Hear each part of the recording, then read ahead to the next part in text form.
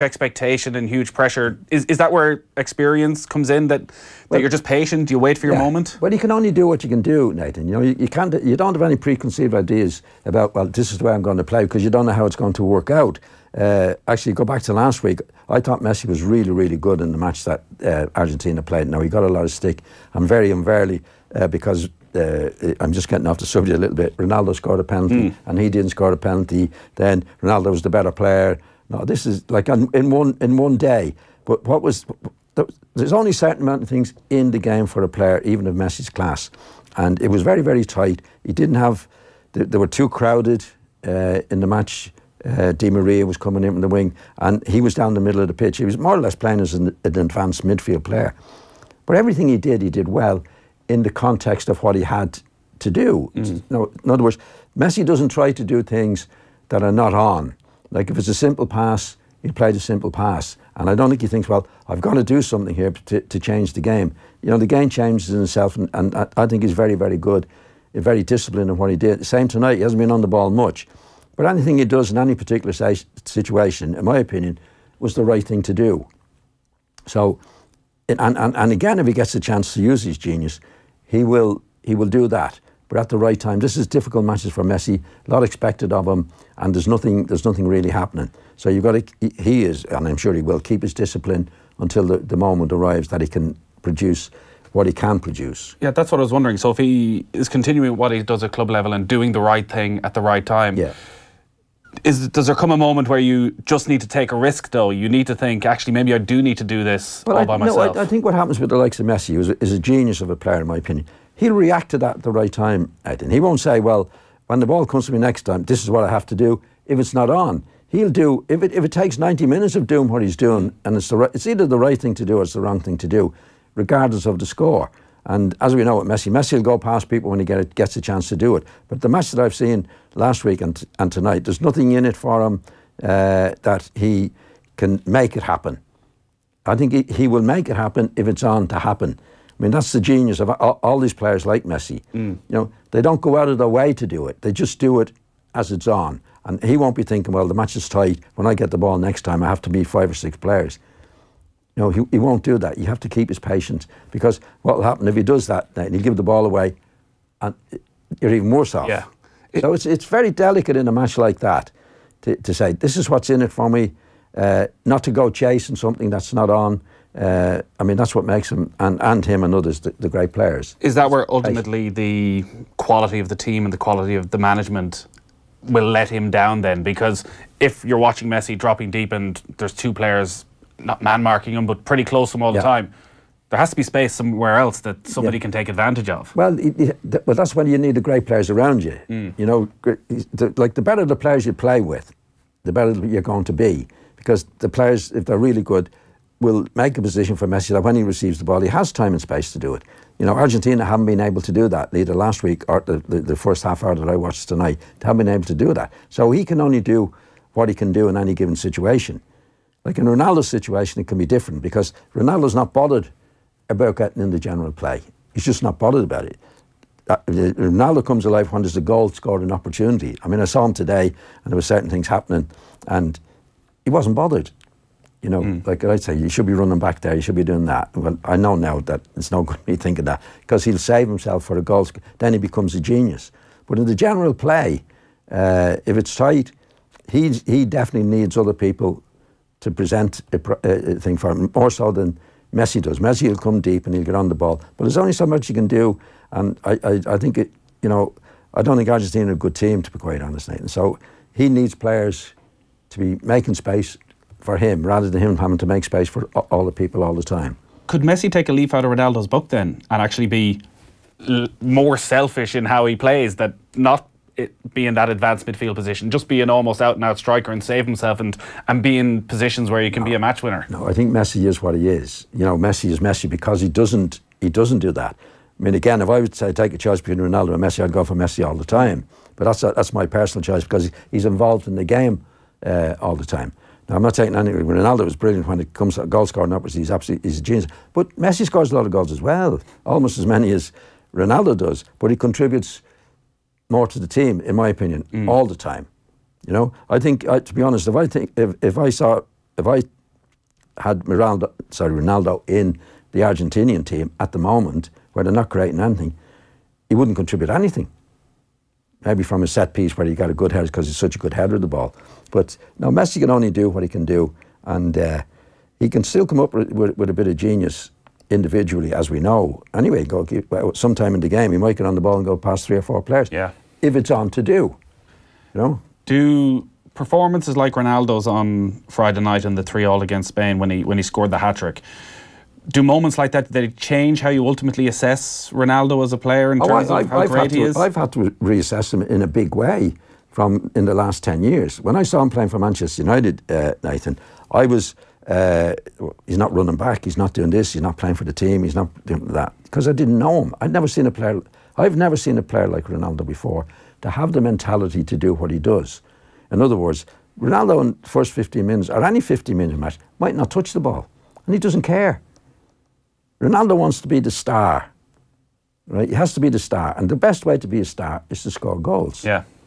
And that's all he thinks of. I don't think he thinks about his mates. I don't think he's thinking, well, I'm going to run back. He's going to continue. And he's done it on a regular basis. Now, when I first saw him playing for Manchester, which is, 10 or 12 years ago, actually, he scored goals, unbelievable goals, in that particular time. So he's obviously contributed in a big way to the team. You know, I don't think he cares about his mates or anything else. He's going to do it. But when a goal scored, watching Ronaldo, when a goal scored an opportunity arrives, he becomes a genius. Absolute genius. He takes up the right positions. He's determined to get it, whether it be a header or he can shoot with both feet. He becomes a genius. So the lads like in Real Madrid over the years will put up with him, right? Because he's going to score the goals. In Ronaldo's head, he doesn't care about his mates. I know he knows if he scores 2 goals, if he never touches the ball for the rest of the game, he's going to be the star. So he has to be the star, but he has the ability to do it. Now, I didn't realise that when I first saw him playing. I thought, no, he's lazy, he's not doing this, he's not doing that. But I watched him over the years, and to be quite honest, I've never seen a player like him before that could go 15 minutes without touching the ball and not bother him. To have that sort of mentality of just always being the match winner and maybe being nothing else. Nothing else. Couldn't care less. I've never seen a player like that before. You know? Yeah. And I know from playing, I played in the midfield player, as a midfield player, and it was different altogether because you're a midfield spot. But if I went 5 minutes, 6 minutes, 7 minutes without touching the ball, I said, there's something really wrong here. And even other players. I played with Dennis Law, who didn't kill himself, but Dennis Law would get involved in the game. Ronaldo, for 50 minutes, can go without getting bothered in the game at all because he knows he's got a couple of goals, he's going to be the star. And what's happened, obviously, with his Real Madrid teammates, they're prepared to live with that because they know him well enough that he is going to score the 2 goals. What about somebody like, and you talk about him a lot, someone like Jimmy Greaves, who was such an unbelievable goal scorer? Was he obsessed with scoring goals and nothing else, or was there other parts of his game? No, I'd say Jimmy would he wasn't like Ronaldo. He would get in the game. He wouldn't get in the game a lot, but he would get in the game because I think Jimmy felt he had an obligation to his teammates to do something. He wasn't a great grafter, but he would do a lot more off the ball than Ronaldo would do. And Jimmy had a funny attitude. I didn't know Jimmy Greaves very well, but watching him play, I always thought Jimmy was easy come, easy go about the game. And it was one of the attributes, actually an attribute, because what goal scorers have to stay calm all the time. And if you get a good goal scorer who misses a good chance, it can play in their mind. Yeah. Right? Jimmy was, some you win, some you lose. So he's always relaxed when he played. I don't think Jimmy went out with the lads after and started talking about football or that. Apparently Jimmy loved tennis. Okay. Right? He was a genius at the football pitch, but he wasn't a guy that was going to say, well, this is what we're going to do or this is what we do. He just did it. But he was gifted. He was quick, good control, great goal scorer. But he had it. I'll give you a perfect example of it. I played with 2 goal scorers at Leeds, Mick Jones and Alan Clark, right? And Mick was a lovely lad and a very sensitive lad, right? If Mick missed a chance and he said, come on, Mick, right? He'd blush. Right. Right? And he'd probably miss good chance of missing the next one. Now, I played with Alan Clark, who was an arrogant so-and-so. If Alan Class missed a chance, and he said, "Come on, Alan, tell you to F off," but he'd get the next one. Yeah. You know what I mean? There's an arrogance about them, and Jimmy's wasn't an arrogance. Jimmy, I think, wasn't a great lover of the game. It didn't mean that much to him, which became an attribute. You know, Dave Mackay played in the same great sports, who was a killer. All over the pitch, he'd want to win and he'd be in, and he was a great player. He was a midfield player. Jimmy was, you know, some you win, some you lose. I remember playing against Jimmy one time, and Jimmy wasn't a good tackler, and Jimmy and I went into a tackle, and he won the ball, and the referee gave a free kick against him, and he said, "No, referee," he says, "it's the first tackle I've won all year." And he gave him a free kick. He's like, he wasn't noted for it. Yeah. But the Spurs lads would live with him. You know what I mean? Like, he wasn't a grafter, but they knew. Like when the moment came, he'd deliver. He'd deliver for you. And Ronaldo is like that to a much greater extent. He really doesn't care at all about his teammates. But his teammates know, we'll live with this guy, because he's going to score. Like last week, you know, if you look at it, I watched them, was it today they played Portugal? Was it today? Played yesterday, yeah. Yesterday. And I watched them a few times where he'd lose the ball. Couldn't care less. But his Scored teammates accept him.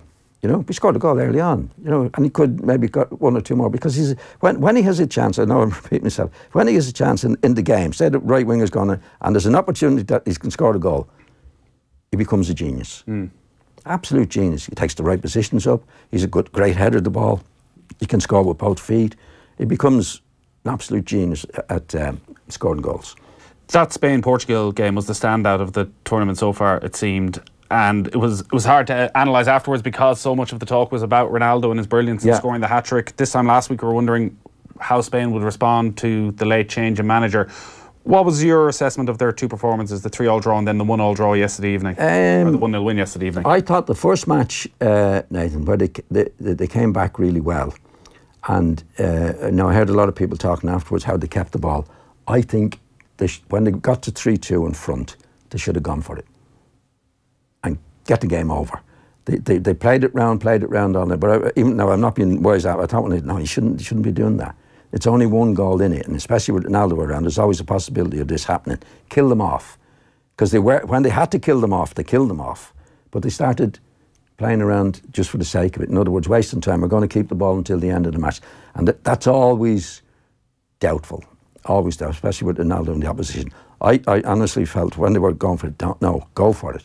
So Portugal in those last 10 minutes, when they're 3-2 down, automatically you're going to throw everything at Spain. So there's going to be heaps of space in behind. That's where you put the ball. That's where you try and play the game. You kill them off. There's only one way to kill the team off, and that's scoring more goals than them. Like, if they got a fourth goal, right, I could understand then, okay, we'll play it around a little, because you've got to, but when there's only one in it, and even when you get to 4, I honestly believe, I mightn't have believed when I was a player, now, go for it. Be positive, keep going for it. If you got them, you had them by the neck, you know, then you have to choke them. But they played it round, and then gave a silly free kick away, as we saw. PK gave a very silly free kick. But with Ronaldo around like that, I mean, everybody, before the free kick was taken, think, this guy's got it. It was, I mean, one of the best free kicks I've ever seen in my life. But you know, this could happen, right? So when they had to do it, Spain, when they had to come back, and they come back really well, then they started playing it round. Now, I heard people out say, well, Spain were great because they held on to the ball. I didn't think it was the right thing to do, to be quite honest. It's so hard to tell what's going on inside the Spanish camp and what effect the change of managers had, but is that maybe an insight into the effect it can have, that somebody like Hierro comes in last minute? If they go gung-ho and try and push for a fourth goal, a lot of people think, well, what is this guy doing? Clearly the obvious thing when you're 3-2 up in your first game is you sit in, you keep hold of the ball. I don't think he had an influence in it. You know, he wouldn't have had an influence on the game anyway, because he wouldn't be there long enough, Nathan. It was just, that's what the lads do. Now, it would have been difficult for him to get a message on to say, look, now what do you do it after the match? He would say, listen, lads, we are in that position, I don't want you to do that. That's what a manager. He didn't have time. He didn't have time to influence what happened on the pitch. That was the players doing it themselves. But I'd say after, I don't know, but I'd say if any manager would get them in the dressing room and say, okay, lads, that's okay. We lost the goal on it, but in future, if we get into that position, I want us to really go for it and kill the team off. 53106 is the text number. Live on all our social channels as well, so you can leave a comment. John is live with us in studio till 8 o'clock, and he'll be back again on the football show to reflect on Argentina against Croatia. Just gone half time in that game, and it is still scoreless. There's a lot more we want to talk about. Germany and their struggle so far, England and their performance as well, but we'll take a quick break. Off the Ball on News Talk. In summer, we naturally feel more adventurous, healthier, happier. Now you can hold on to that summer feeling all year long with 1 month free on all Irish Life Health benefit plans when you join by September 30th. Because at Irish Life Health, we're all about keeping you healthy. Call us today or visit irishlifehealth.ie to find out more about our 1 month free offer. Total premium will reduce by 1/12. Irish Life Health DAC is regulated by the Central Bank of Ireland. Terms and conditions apply. Hi there. Here I am again at the 1933 Furniture Company in Navan. Well, you do have to get around to keep up with the latest styles and trends. And the 1933 Furniture Company is certainly worth the journey. Take their new range of Natuzzi sofas in soft Italian leather. Absolutely beautiful. From Parker Knoll and Neptune to Halo Living and more, you get real quality here at comfortable prices. The 1933 Furniture Company, Navan. Because good furniture is hard to find. Sale now on. This year marks 120 years of Renault. So it's like our birthday, and to celebrate we're gifting you the most stuff ever. Like 1.2% APR on the Renault range, and even €1,200 cashback, and like 3 years servicing, and all the boots are like filled with fairy cakes. Yeah, okay, not the last one. Visit your local Renault dealer today. Finance is made under a hire purchase agreement. Terms and conditions apply. Deposit required subject to lending criteria. See Renault.ie. Sorry, there really are no cakes. Some things never change, but we have. Topaz is changing to Circle K, but don't worry, we'll still have Miles Fuels, our delicious food range and Simply Great coffee. My customers kickstart their morning with our famous breakfast burritos. I'm Jennifer from Circle K Macroom. Circle K, new name, same people. Looking for an amazing, affordable place to stay in Galway this summer? Then book into Sweet Bohermore. Self-catering and one-bed apartments, just 10 minutes walk from Ayr Square. With 24-hour reception and free parking, Sweet Bohermore is the perfect base for the Arts Festival, the Galway Races, or just to enjoy the crack. Find us on Facebook at swuite.com. Delicious cabinet designs, generous helpings of storage, and a menu of unique features expertly put together for you. Feast your eyes on a Cube kitchen. At Cube, we've been making fantastic kitchens for over 50 years. Call in today and we'll design one specially for you. See our kitchen and wardrobe ranges at cubeinteriors.com, plus our furniture collection including Caligaris, or call into one of our showrooms in Dublin and Cork. Cube, the shape of kitchens to come. Paul Simon, Homeward Bound, the Farewell Tour, live at the RDS July 13th, subject to licence. Don't miss this historic evening of career-spanning hits with one of the most beloved artists of all time. Tickets from €100 are on sale now. Imagine escaping to an idyllic hideaway overlooking the sea, walking hand in hand on endless deserted beaches. Wake up to the sound of the sea. Inchydoney Island Lodge and Spa, Clonakilty, West Cork. Phone 1850 60 60 90 or log on to inchydoneyisland.com. Off the Ball. This is News Talk. Welcome back to Thursday's Off the Ball. John Giles is still in studio. 53106 for any of your texts. It is scoreless at half-time between Argentina and Croatia. So we might talk about England. They got their opening night win, just about. Harry Kane delivered in the end. Overall, was it a promising start? Was there signs of potential that England could do something in this tournament? I didn't think so, Nathan. They deserved to win the match, there's no doubt about that. Kane did well, and they won it in the end, and could have had it over early on in the game. But what I found strange about it was, first of all, the team selection. He played with one midfield player. Well, the midfield player, which was Henderson. The rest was Dele Alli, Lingard, Sterling, and when I watched the way they were playing, Nathan, Henderson was the only one in the middle of the field. All the other players were in front of him. They weren't midfield players. Lingard's not a midfield player. Sterling's not a midfield player. Dele Alli's not really a midfield player, you know. So anytime I saw Henderson on the ball, these players were in front of him. Now, it can work because when the opposition had the ball, they were on top of them. But if they, in my opinion, if they play a team, one of the top teams, that get past the front five, as it were, they're going to kill them. And what wasn't good about it, in my opinion, he's been in the job for 2 years, Nathan. Now, over the 2 years, you're preparing your team. In other words, you have a squad of players, you don't know what they can do, so what you have to do is establish as quickly as you can, it might be 5 matches, 6 matches, 7 matches, what's my best team, right? And once you come to that conclusion, that's my best team, you play them as often as you can, because you're always learning from match to match to match to match. Now, that doesn't mean you exclude the other players. In other words, if he's telling the right back this is what he wants him to do, the lad who could come in from is also learning that. So when he comes in, he knows what to do. That's called preparation, right? That's you have to make as much common sense as you possibly can. Yeah. You gather your squad players, you come to the conclusion, there's my best team, as quickly as you possibly can, you play them as often as you can, and you get the other lads to do, when they come in, this is what I want you to do as well. Right. Now, from what I can see, in the first competitive match that he's had since he's taken over, that team never played together again before. Did you? No, and I don't think a month ago anyone expected that to be the team. Exactly. That it would be such an attacking team. But it's after 2 years, right? When you're going into the first competitive match, first of all, that's your team. That's your best players in the best positions, and you work on that. Every match you play, you put that right, you put that right, you put that right. When you go into the first competitive match, nobody could know what's going to happen. You just don't know. If the team, it's only common sense. If the team had never played together before, and you hadn't seen it playing, how would you know what they're going to do? You're on a wing and a prayer, right?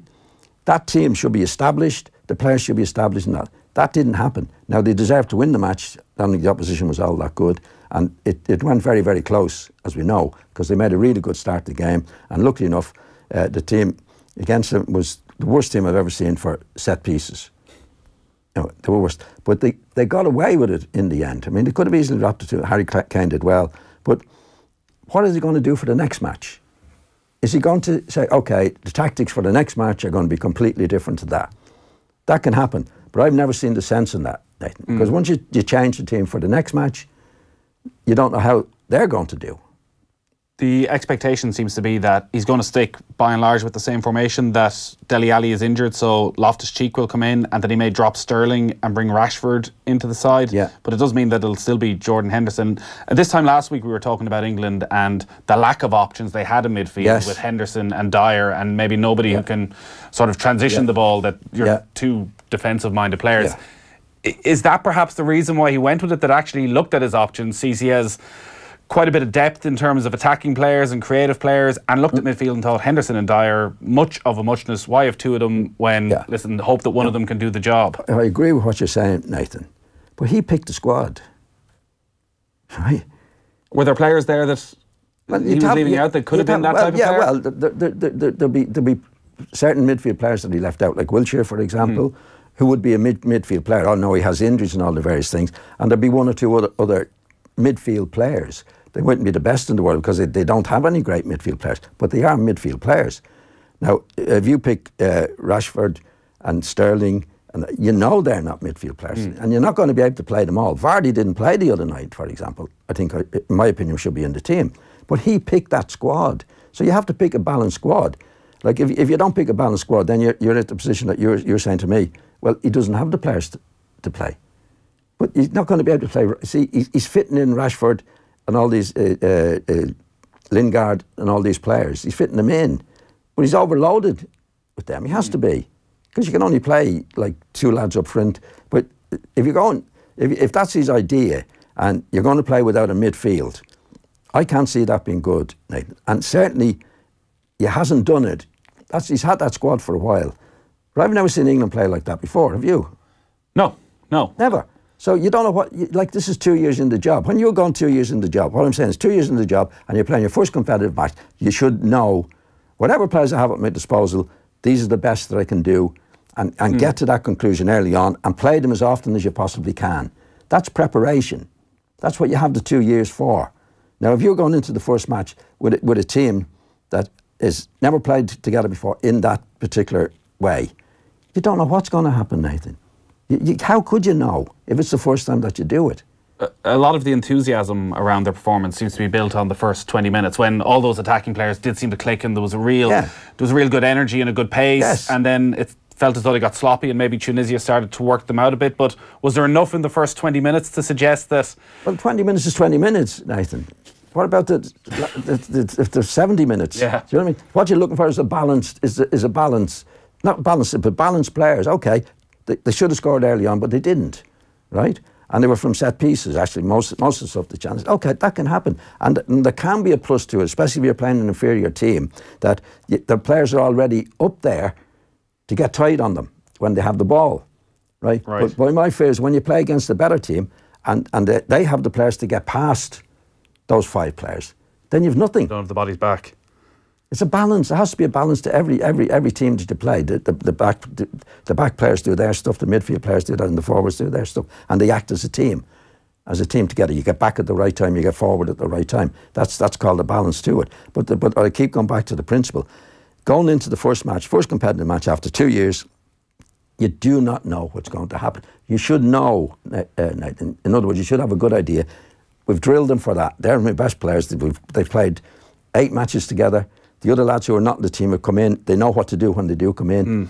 That's preparation. That's what's called preparation. That's why you have the time and the friendly matches to do that. But if you go like last night, first competitive match, I couldn't believe it when I saw it. Henderson was the only established midfield player. And Lingard and the other lads didn't actually play in midfield. They were ahead of Henderson all the time. Now, they made a good start because he could get them, and they weren't playing the best team in the world either. And they were terrible for corner kicks and free kicks, and they could have had the game finished. But they get other situations against him where they could have had it finished, and they don't. But then there's a balance to it. Yeah. After that. You'd wonder, will they get... And they struggled after that, Nathan, to create chances. I mean, it was only free kicks in the second half, or the last, say, 60 minutes of the game. They didn't actually create anything after that, because it's unbalanced. And luckily enough, from the corner kick, I mean, the defender was terrible. There was somebody marking Kane. I mean, we can't show it on what we're doing. But the fellow was marking Kane, and when the ball was half cleared, he went running out and left Kane on his own. You know, this wasn't a good team that they played against, but a very, very promising start in the way that they did it, because with the team that they played against, doing what he did actually worked, because the forward player was already there, and they did put them under pressure. But I think when you're playing against a lesser team, but the principle is still there. This should be a prepared team, knowing exactly what they're going to do, and he should know what to expect from going into the first competitive match. Yeah, and they'll probably get a bit more confidence on Sunday when they play Panama, and the day of reckoning is, I think, this day next week when they take on Belgium, and they lose that, and maybe they're back to square one. Well, this is a total overhaul again. Let's put it this way, now. If that's the way to do it, right, then there'll be no such thing as preparation. There'll be no such thing as having the 2 years to build up to the first game, where you know the players, you know what they can do, they know what you can't do. These are the best players. And you talk about formation, everything is formation, but a balance at the back, a balance in midfield, and a balance up front. That's only common sense. But there was certainly no balance in midfield yesterday, because Henderson was only on his own. Yeah. Lingard didn't play in midfield. Dele Alli didn't play in midfield. Sterling didn't play in midfield. They just didn't, because they were ahead of the ball all the time. Now, if that's the right way to do it, then he should have been doing it ages ago, so as he know that is the right way to do it. I believe, and you see, that's the best way to do it. But if he's going to the match last night, he couldn't possibly know how that was going to work out, because he'd never seen it before. He might have done it in practice, but that's a different thing altogether. We have to leave it there for now. John, you're going to stick around. You're going to watch the second half of Argentina-Croatia, which is still scoreless, but a huge 45 minutes coming up for Argentina and for Lionel Messi. And you're going to join us again on the football show at 9 o'clock, so you can keep your texts coming in to 53106. Thanks a lot, John. Quick break, and then we're talking Gaelic football.